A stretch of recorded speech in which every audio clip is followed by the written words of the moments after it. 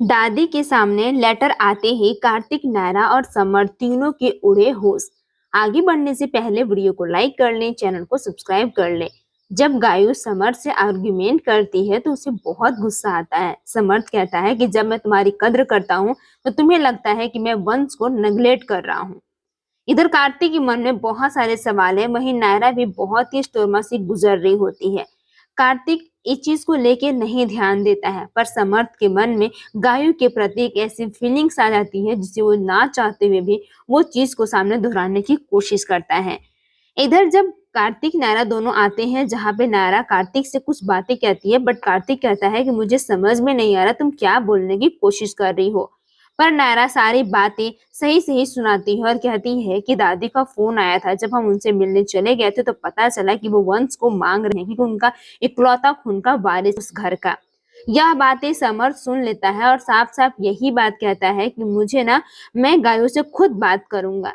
ठीक है, तुम दोनों की इसमें भिड़ने की कोई जरूरत नहीं है। गायों और हम दोनों मिलकर हैंडल कर लेंगे कि हमें वंश को देना है कि नहीं देना है। नायरा कहती है कि कार्तिक, कोई भी माँ अपने बच्चे को नहीं दे सकती है, वो उनकी फीलिंग्स, उनका हृदय होता है और हम नहीं चाहते कि ये बातें कहीं भी किसी प्रकार से वापस आए। इस चीज को लेके नायरा के मन में बहुत तरह के क्वेश्चन आता है।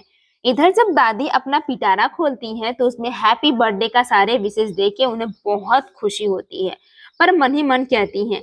इधर समर्थ गायों का बहुत ही ख्याल है क्योंकि सेकेंड बार जो वो माँ बनने वाली है। इधर नायरा भगवान से प्रार्थना करती है कि सब कुछ ठीक हो। जब यहाँ पे सब कोई बैठकर दादी का बर्थडे की तैयारी कर ही रहे होते हैं तो यहाँ पे कार्तिक, नायरा दोनों के मन में एक खुरापाती दिमाग चलता है। पर वहीं दूसरी तरफ दादी कहती है कि घर में सब लोग दिखाए, क्या सबको बर्थडे याद है भी हमारा या नहीं है, मुझे कुछ समझ में नहीं आ रहा है। तभी यहाँ पे कार्तिक और नायरा दोनों मिलकर दादी के लिए बहुत ही अच्छा सा बर्थडे सरप्राइज करते हैं प्लान, जहाँ पे मनीष को वो सारी बातें बहुत ही अजीब सी लगती है और वो समझ नहीं पाता है कि वो क्या करे क्या नहीं करे। इसी चीज पे लेके जब नायरा बात कर रही होती है कार्तिक से, दोनों का रोमांटिक पल देखने को मिलता है। इसी बीच में नायरा भी बहुत ज्यादा खुश है, जहाँ पे कार्तिक की पुरानी बातें, जहाँ पे कार्तिक कहता है कि नायरा तुम ठीक हो ना। फिर कार्तिक का सर दबाती है नायरा और पुरानी बातों को याद करके दोनों रोमांटिक हो जाते हैं कि हम लोग पहली बार कैसे मिले थे, कब मिले थे, कहाँ मिले थे। ये चीजें जानने के बाद उसके मन में बहुत तरह का सवाल आ जाता है जो कि वो नहीं समझ पाती है।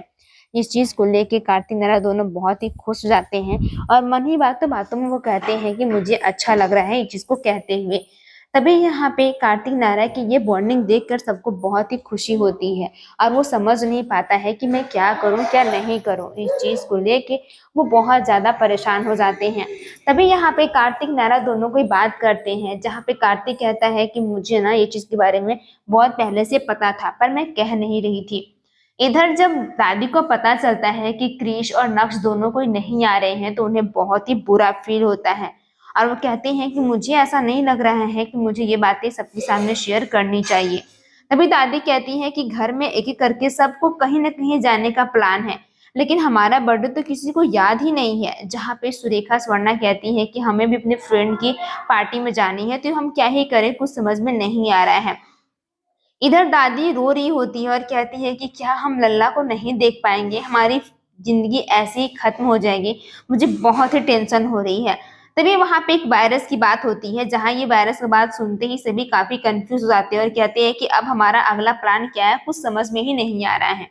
क्या लगता है कार्टून नायरा को वो बेबी देंगे? पूरा एपिसोड जियो प्लस हॉटस्टार या फिर स्टार प्लस पे अवेलेबल है। धन्यवाद।